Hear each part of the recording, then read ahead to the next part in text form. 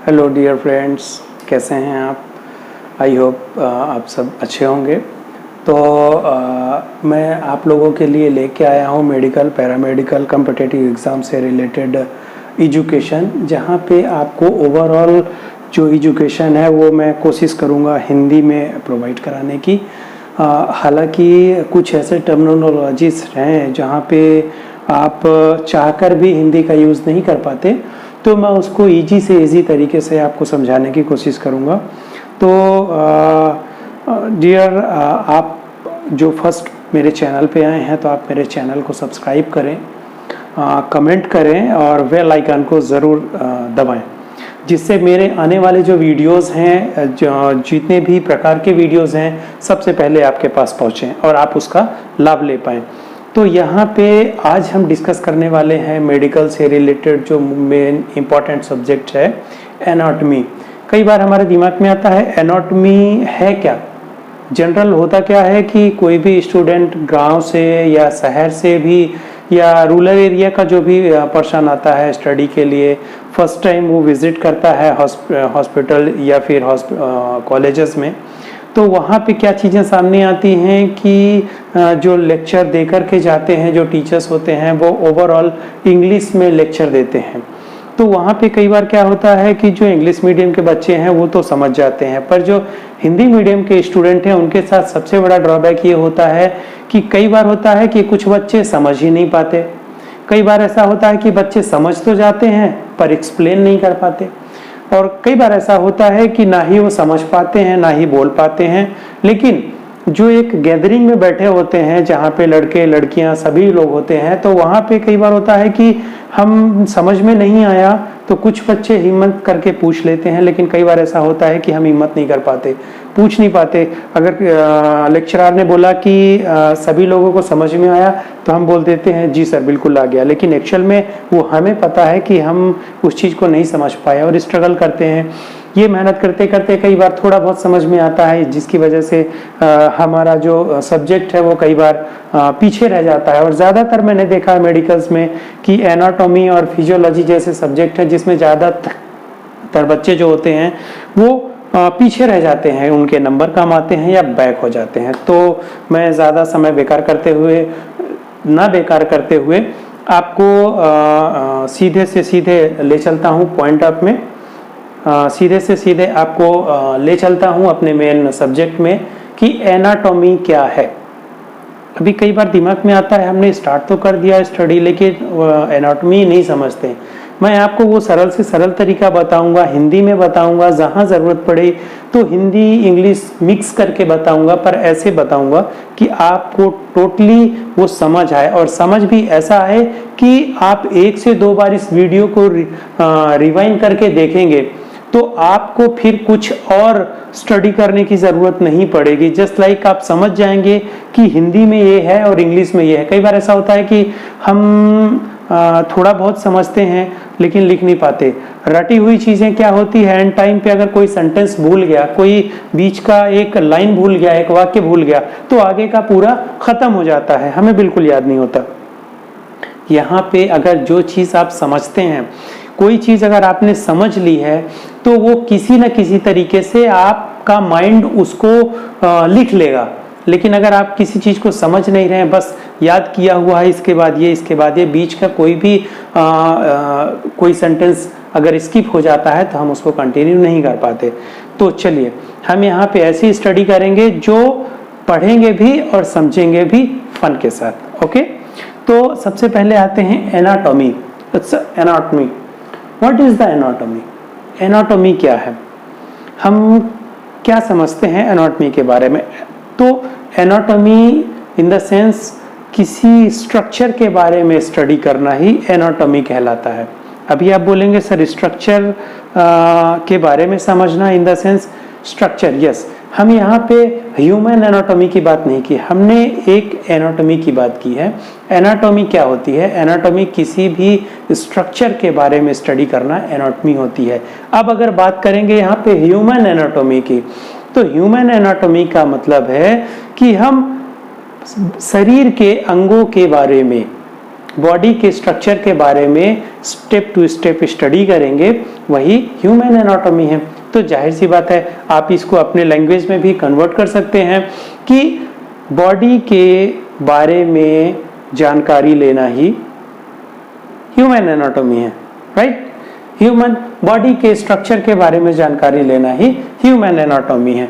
तो आप ये जानते हैं कि किसी भी सब्जेक्ट को प्रॉपर पढ़ने के लिए कोई कहीं जाना चाहता है तो उसके लिए जो प्री प्रिपरेशंस होते हैं, जो टूल्स होते हैं, जो सामान होते हैं, वो हमें कैरी करना बहुत ज़रूरी होता है। तो सबसे पहले मैं आपको बता दूं, एनाटॉमी को जानने के लिए एनाटॉमी क्या है और एनाटॉमी में जो टर्मिनोलॉजी यूज़ करते हैं, इन द सेंस जो उनके शब्द यूज़ करते हैं कि हम किस चीज को क्या बोलेंगे, सबसे पहले वो जानना जरूरी है। क्योंकि अगर आप यही नहीं जानेंगे कि इसको बोलते क्या हैं तो फिर हम आगे की स्टडी कैसे करेंगे, ठीक है। तो चलिए हम स्टार्ट करेंगे इसके टर्मिनोलॉजी के बारे में। तो सबसे पहले आ जाता है हमारा यहाँ पे लैंग्वेज। लैंग्वेज सबसे ज्यादा इंपॉर्टेंट है, बिकॉज बिना लैंग्वेज के कोई चीज नहीं होती। क्यों? क्योंकि अगर आप जस्ट लाइक कोई भी चीज़ आपको बतानी है तो जाहिर सी बात है आप उसको लैंग्वेज के थ्रू ही बताएंगे। जस्ट लाइक हमने बोला, ये हमारी लैंग्वेज है। बॉडी के द्वारा इशारों से समझाया, बॉडी लैंग्वेज है। तो सबसे इंपॉर्टेंट होती है लैंग्वेज। जब तक हम ये लैंग्वेज क्लियर नहीं करेंगे तब तक हम आगे नहीं बढ़ पाएंगे। तो इसी तरीके से एनाटॉमी की अपनी एक टर्मिनोलॉजी है, अपना एक लैंग्वेज है, उसको हम सबसे पहले जान लेते हैं। अगर आपने ये जान लिया तो आगे की सारी चीज़ें बिल्कुल इजी हो जाएंगी, क्योंकि चाहे वो एक्सरे हो, एमआरआई हो, कोई भी रिपोर्ट्स हो, इवन जो डॉक्टर्स भी कई बार जब डिस्कस करते हैं कम्युनिकेशन में तो इस टर्मिनोलॉजी का ही यूज़ करते हैं। तो अगर आपने ये समझ लिया तो आपके लिए बहुत आसान हो जाएगा। तो चलिए सबसे पहले समझते हैं लैंग्वेज में। हम फर्स्ट आएंगे पोजीशन। पोजीशन का मतलब समझते हैं हम। पोजीशन का मतलब होता है पोस्चर, अवस्था। किस अवस्था में कौन सी चीज है। Just like first anatomical position, हमने बात की एनाटॉमी की, तो एनाटॉमिकल पोजीशन क्या है। एनाटॉमिकल पोजीशन वो होती है जिसमें हमारी बॉडी बिल्कुल स्ट्रेट रहती है। ये हाथ के जो पंजे होते हैं ये बिल्कुल सीधे होते हैं, सामने की तरफ पाल्म होता है, गर्दन सामने की तरफ होती है, पैर के पंजे सामने की तरफ होते हैं। एटलीस्ट एकदम टोटली आप फ्रंट की तरफ देख रहे हैं, आपके पंजे भी ये जो हैं ये बॉडी में बिल्कुल ऐसे बॉडी से सटे हुए सामने की तरफ रहते हैं। That is anatomical position. Body बिल्कुल रेस्टिंग कंडीशन में रहती है। अब चलिए सेकंड क्या है, सुपाइन पोजीशन। सुपाइन पोजीशन का मतलब क्या होता है, सुपाइन ऊपर की तरफ। अभी जो फेस हमारा फ्रंट की तरफ था, जो पैर हमारे सामने की तरफ थे, जो हाथ हमारे साइड की तरफ थे, स्टैंडिंग में ये क्या थी, एनाटॉमिकल पोजीशन। और अगर हम ऐसे के ऐसे ही किसी बेड के ऊपर, बिस्तर के ऊपर अगर हम लेट जाते हैं, जस्ट लाइक हम ऐसे लेट गए, या फॉर एग्जांपल कि ये बेड है और मैं ऐसे लेटा हुआ हूं, तो बेड के जस्ट अपोजिट साइड मेरा नेक है, मेरी जो फीट है, मेरा जो बैक है, मेरा जो बटक है, बॉडी का जो स्ट्रक्चर है वो बेड से टच है, लेकिन नेक, आंखें सामने ऊपर की तरफ देख रही हैं, पैर ऊपर की तरफ, दोनों हाथ ऊपर की तरफ, एब्डोमेन ऊपर की तरफ। इन the sense is supine position. ये हमारी सुपाइन पोजीशन होती है।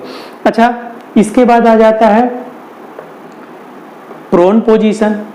प्रोन पोजीशन क्या होती है, सुपाइन का उल्टा प्रोन हो जाता है। अगर आप बेड में बेड की तरफ सर करके लेटे हुए, जस्ट लाइक अगर ये बेड है, जैसे मैंने अभी आपको बताया था कि ये सुपाइन हो गई क्योंकि हमारा सर ऐसे रखा हुआ है, कमर पीछे की तरफ टच है। अगर इसी को उल्टा कर देते हैं, जस्ट लाइक अब हमारी गर्दन बेड की तरफ हो गई, हमारा एब्डोमिनल बेड की तरफ हो गया, घुटने बेड की तरफ हो गए, पंजे बेड की तरफ हो गए, तो ये हो गया प्रोन पोजीशन। ठीक है, जिसमें हमारा फीट जो है वो ऊपर की तरफ होगा, just opposite the bed. Okay, अब यहाँ पे जो फोर्थ आ रहा है वो है साइड लाइन।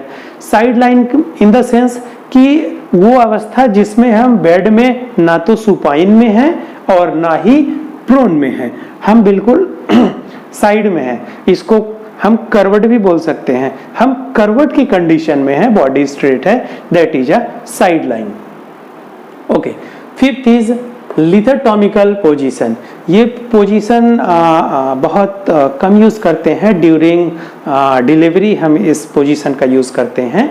जिस कंडीशन में अगर हम समझना चाहें तो होता क्या है कि हमारी जो बॉडी होती है वो ये रहती है, ये बॉडी रहती है, लेकिन एक पैर ये ऐसा रहेगा और दूसरा ये ऐसा रहेगा।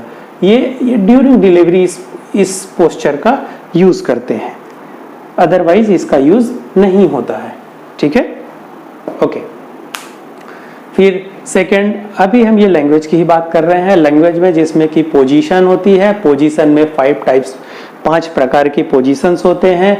आप supine anatomical position, supine position, prone position, side line position and lithotomical position. Okay, अब इसके बाद हम बात करेंगे प्लेन्स की। प्लेन्स का इंपॉर्टेंट क्या है? प्लेन का इंपॉर्टेंट ये है एनाटॉमी में कि बॉडी में जो डिसेक्शंस होते हैं, डिसेक्शन इन द सेंस की कटिंग्स होती हैं, कि बॉडी में हम कौन सा लेटरल साइड, कौन सा मीडियल साइड, कौन सा अपर साइड, कौन सा लोअर साइड, इस चीज को डिसाइड करने के लिए हमें प्लेन्स की जरूरत होती है। जिसमें से जैसे लिखा हुआ है मीडियन और mid sagittal plane. Mid sagittal plane का मतलब होता है, अगर ये मेरी बॉडी है, इसे कोई इमेजनरी जस्ट लाइक, जैसे मैथमेटिकल में माना कि ये ले लिया, माना कि x या माना कि y, वैसे ही अगर माना कि एक इमेजनरी लाइन है जो मेरी बॉडी को 2 हिस्सों में डिवाइड करेगी। ओके, तो ये हमने इसमें पढ़ा मिड या मिड सजाइटल प्लेन। तो मिड सजाइटल प्लेन या मिड प्लेन का मतलब है इस बॉडी को बिल्कुल स्ट्रेटली यहाँ से डिवाइड करेंगे तो ये एक राइट की तरफ हो जाएगी और एक लेफ्ट की तरफ हो जाएगी। ये जो सेंट्रल लाइन है, ये जो प्लेन है, इसको हम मिड सजाइटल प्लेन या मिड प्लेन बोलेंगे। अच्छा, कोरोनल प्लेन क्या है? कोरोनल प्लेन वो होता है जिसमें इसमें भी बॉडी का डिवाइडेड होता है, लेकिन अभी ये राइट और लेफ्ट हो रहा था। कोरोनल प्लेन में ये जो इमेजनरी लाइन है वो हमें यहाँ सेंटर से फ्रंट और बैक में डिवाइड करेगी। मीडियल प्लेन क्या था? वो राइट और लेफ्ट में डिवाइड कर रहा था। कोरोनल प्लेन जो है वो बॉडी को एक फ्रंट और एक बैक, एक आगे की तरफ एक पीछे की तरफ डिवाइड करेगी। वो यहाँ से यूं कट करेगी। Okay, and then third is transverse plane. What is the transverse plane? Transverse plane ये है जिसमें बॉडी 2 हिस्सों में डिवाइड होती है, लेकिन इसमें अब क्या होगा, ना तो राइट लेफ्ट होगा ना आगे पीछे होगा, ये होगा ऊपर और नीचे। ट्रांसफर का मतलब होता है अगर बॉडी को सेंटर से काट दें तो एक लोअर की तरफ, एक अपर की तरफ, मतलब एक नीचे की तरफ और एक ऊपर की तरफ डिवाइड होता है। That is a transverse plane. तो हमने पढ़ा पोजीशन, हमने पढ़ा प्लेन। अब यहां पे थर्ड टर्मिनोलॉजी आएगी टर्म्स रिलेटेड। टर्म्स रिलेटेड का मतलब होता है अब ये जो भी चीजें लिखी हुई हैं, लिम्ब है, बॉडी है, मूवमेंट है, मसल्स है, वेन्स है, इनसे रिलेटेड जो टर्मिनोलॉजी यूज की जाती है, जो शब्द यूज किए जाते हैं मेडिकल में, हम उसके बारे में जानकारी प्राप्त करेंगे। फ्रेंड्स, ये जितनी भी जानकारियां हैं ये आपको ऐसी जानकारियां दे रहा हूं मैं, कोशिश है मेरी कि आप एक बार में ये सारी चीजें देख लें, पढ़ लें, और जैसे ही पूरी तरीके से इस वीडियो को एक बार देख लेंगे, 2 बार देख लेंगे, इवन अगर ये जो वर्ड्स लिखे हुए हैं ये नहीं समझ में आते तो आप स्क्रीनशॉट लेकर, जूम लेकर करके देख सकते हैं। इसके बाद आपने इसको रिपीट करके 2-3 बार देख लिया है तो आई होप कि आप समझ जाएंगे कि एनाटॉमी क्या है, ये इसके टर्मिनोलॉजी क्या है, और ये आपको बिल्कुल भी कठिन नहीं लगेगा, बिल्कुल आसान लगेगा। किसी भी मुश्किल से भागना उसका हल नहीं है। हम अगर प्रयास करेंगे तो ये बिल्कुल इजी हो जाएगा। ये ऐसा हो जाएगा जैसे किसी ने भी आपसे पूछा कि ये क्या है और आप फट से जवाब दे देंगे कि ये चीज होती है और इस तरीके से होती है। मेरी कोशिश है आसान से आसान तरीके में बताने के लिए। इसके अलावा और आगे जितने भी वीडियो आएंगे मैं कोशिश करूंगा और उनको सरल से सरल तरीके से एक्सप्लेन कर पाऊं। ठीक है, तो हम बात कर रहे थे यहाँ पे terms related. Terms related in the sense जैसे लिम्ब हो गया। लिम्ब लिम्ब से रिलेटेड अब हमें क्या बात करनी है, ये जो लिम्ब में कौन कौन से टर्म्स यूज करते हैं हमें वो देखना है। जैसे वेंट्रल और एंटीरियर, अभी मैंने आपको बोला था कि एंटीरियर और पोस्टीरियर में डिवाइड हो जाता है। यहाँ पे वेंट्रल का मतलब और एंटीरियर का मतलब दोनों का मतलब सेम होता है। एंटीरियर का मतलब होता है सामने की तरफ, ध्यान से सुनिए, एंटीरियर का मतलब होता है सामने की तरफ, जो मेरे सामने है वो एंटीरियर है। Second thing is dorsal, dorsal और पोस्टीरियर, ये पोस्टीरियर का मतलब पीछे की तरफ। आपने कई बार देखा होगा एक्सरे या एमआरआई में कि ये डॉर्सल एस्पेक्ट में ये है D1, D2, D3, D, तो ये जो है ये डॉर्सल एस्पेक्ट की बात करते हैं। Dorsal aspect in the sense posterior की बात कर रहे हैं। ओके, जैसे स्पाइन, स्पाइन में अगर कोई एमआरआई होती है, आपने कई बार देखा होगा कि D1, D2, D3, D10, D etcetera, तो यहाँ पे बात हो रही है D in the sense deep और पोस्टीरियर लेवल पे जो वर्टिब्रास हैं, जो बोन है, जो रीढ़ की हड्डियां हैं, ये उनकी काउंटिंग के बात की जा रही है। ओके, तो अभी अब आप देख लीजिए, आपने एक शब्द की बात की और यहाँ पे एमआरआई की बात आ गई। इसी तरीके से कई बार बीच बीच में जो भी वर्ड्स आएंगे उनसे रिलेटेड मैं आपको जानकारी देता जाऊंगा। तो यहाँ पे ये ventral, ventral in the sense anterior, dorsal in the sense posterior. अब यहाँ पे आ गया है मीडियल बॉर्डर और लेटरल बॉर्डर। मीडियल बॉर्डर और लेटरल बॉर्डर का मतलब होता है, जैसे मैंने आपको यहाँ पे प्लेन की बात की थी, प्लेन में मीडियन मिड सजाइटल की बात की थी, जो बॉडी को सेंटर से कट करती है। इस इमेजनरी लाइन को अगर हम सेंटर मानते हैं तो ये हमारा हो गया मिड इन द सेंस बीच, सेंटर, बीच का जो लाइन है ये हमारा मीडियल होगा। चाहे हम इधर से काउंट करें तो ये मीडियल होगा, अगर इधर से हम देखें तो ये मीडियल होगा। तो फिर लेटरल क्या है, तो ये मीडियल बॉर्डर और ये लेटरल बॉर्डर। लेटरल बॉर्डर का मतलब हो गया, अगर हमने मीडियल इसको सेंटर को काउंट किया है तो फिर इससे बाहर जाने वाला जो हिस्सा है वो लेटरल होगा। बात समझ रहे हैं आप? कोई भी बॉडी में जब मैं बोन के बारे में जब आपको बताऊंगा तो मैं बताऊंगा कि it is the lateral and medial, superior, inferior, just like also मैं इस पे बता रहा हूं कि क्या चीजें हैं। तो यहाँ पे मिड का मतलब होता है सेंटर की तरफ, लेटरल का मतलब होता है सेंटर से आउटवर्ड, बॉडी बाहर की तरफ, ठीक है, अवे फ्रॉम द बॉडी। तो जस्ट लाइक अगर हम यहाँ पे बोलें हमने ऐसा हाथ उठाया है, जस्ट लाइक अगर राइट साइड पे देखें तो इस हाथ में ये वाला जो शोल्डर जॉइंट है ये मीडियली है, मीडियल इन द सेंस अंदर की तरफ, लेकिन इसकी बात करेंगे तो ये लेटरल की तरफ है। लेकिन अगर हम यहाँ पे इस जॉइंट की बात करेंगे तो फिर एल्बो जॉइंट मीडियली हो जाएगा और ये रिस्ट जॉइंट लेटरली हो जाएगा। अगर यहाँ भी हटा दें और यहाँ पे बात करें तो रिस्ट जॉइंट मीडियल हो जाएगी और कार्पल मेटाकार्पल लेटरल हो जाएगा। तो इन द सेंस की बॉडी की तरफ जो भी पार्ट होगा वो मीडियल होगा और बॉडी से जैसे जैसे दूर जाता जाएगा वो लेटरल होगा।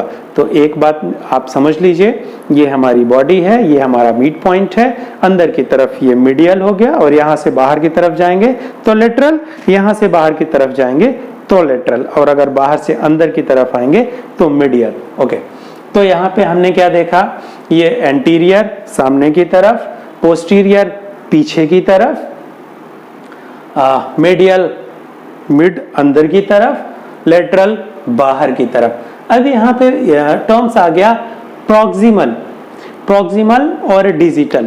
प्रॉक्सिमल से मतलब आप अगर हिंदी में इसको समझने के उद्देश्य से देखें, प्रॉक्सिमल का मतलब पास, डिजिटल का मतलब दूर। जैसे यहाँ पे हमने पढ़ा था मीडियल और लेटरल, तो यहाँ पे बॉडी की तरफ जो आ रहा है वो मीडियल है, बॉडी से दूर जा रहा है वो लेटरल है। तो उसी तरीके से यहाँ पे प्रॉक्सिमल, अगर हमने ये सेंट्रल लाइन लिया हुआ है तो प्रॉक्सिमल का मतलब पास, डिजिटल का मतलब दूर। तो अगर जो इस लाइन के, इमेजिनरी लाइन के पास आ रही है वो मीडियल है मतलब, और जो दूर जा रहा है वो लेटरल। सेम थिंग प्रॉक्सिमल और डिजिटल, प्रॉक्सिमल का मतलब पास, डिजिटल का मतलब दूर। फिर उसी तरह आप समझें, ये प्रॉक्सिमल, दिस इज डिजिटल, इसको काउंट करेंगे तो this is a proximal digital. अगर इसको यूज देखेंगे तो ये प्रॉक्सिमल और ये digital. In the sense body के अंदर की तरफ, सेंटर की तरफ जो आ रहा है वो प्रॉक्सिमल, बाहर की तरफ जा रहा है digital. Okay, and Palmer, Palmer आप भी जानते हैं, palm, this is a palm, ये पाल्म होता है, मतलब प्लांटर बोल सकते हैं या पाल्म बोल सकते हैं, कई बार टर्मिनोलॉजी में हम इसका यूज करेंगे, जैसे सुपाइन पोजीशन, प्रोन पोजीशन, ये मैं अभी आपको आगे बताऊंगा। तो ये हो गया पाल्म, ठीक है। ओके, तो यहाँ पे हमने क्लियर किया पोजीशन, पोजीशन में बॉडी के जो कितने पोजीशंस होते हैं उसके बारे में पढ़ा हमने। ये इसके बाद प्लेन कितने होते हैं ये पढ़ा और कौन कौन से होते हैं। इसके बाद ये टर्मिनोलॉजी में हमने ये लिम्ब क्लियर किया, जिसमें लिम्ब इन द सेंस होता है, लिम्ब से याद आया, आप सोचेंगे लिम्ब क्या है, लिम्ब बॉडी का हिस्सा है, just like upper limb, lower limb और ट्रंक, तीन भाग में हमने डिवाइड किया। जैसे आगे भी हम एनाटॉमी के बारे में स्टडी करेंगे तो हम इसको लिम्ब के अकॉर्डिंग ही डिवाइड करेंगे, जिसमें हम डिवाइड करने का मतलब है कि एक, जब तक कोई एक गोल नहीं बनाएंगे तब तक प्रॉपर स्टडी नहीं कर पाएंगे। तो उसी के लिए अपर लिम्ब का मतलब है ये पूरी स्टडी, अपर लिम्ब मतलब ये पूरा हाथ, लोअर लिम्ब मतलब पूरा ये, और जहां पे ट्रंक आ जाएगा तो ट्रंक में ये पूरी स्टडी पढ़ाई जाएगी, होल बॉडी।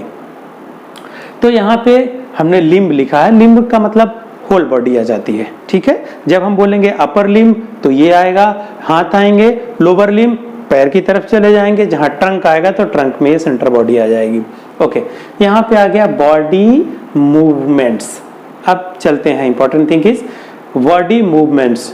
एनाटॉमी में जो हमारी बॉडी होती है, उस बॉडी में जो मूवमेंट होते हैं, उस मूवमेंट में हम कौन सी टर्मिनोलॉजी यूज करते हैं, क्या बोलते हैं, हम ये देखते हैं। ओके, तो चलिए सेकंड थिंग, अब ये बहुत बड़ा कॉन्सेप्ट है, बिकॉज जनरली देखने में तो बिल्कुल इजी लगता है, लेकिन आज की डेट में भी आप एमबीबीएस स्टूडेंट से भी पूछ लीजिए। कई बार मैंने देखा है कि जब प्रैक्टिकल्स होते हैं तो जब एग्जामिनर क्वेश्चन करता है कि ये मूवमेंट कीजिए तो उन्हें मूवमेंट याद नहीं रहता, कभी ये कर देते हैं जबकि उन्हें नीचे करना होता है, कभी ये कर देते हैं, कभी ये। तो कई बार ऐसे प्रैक्टिकल्स में सामने आया है, इवन एनाटॉमी में भी कई बार मिस्टेक्स होती हैं, आगे चल के मैं आपको बताऊंगा। आप एक बार ध्यान से देखिए इसको, दोबारा आप खुद ही एक्सपर्ट हो जाएंगे, ऐसे कि आप लोगों को बता पाएंगे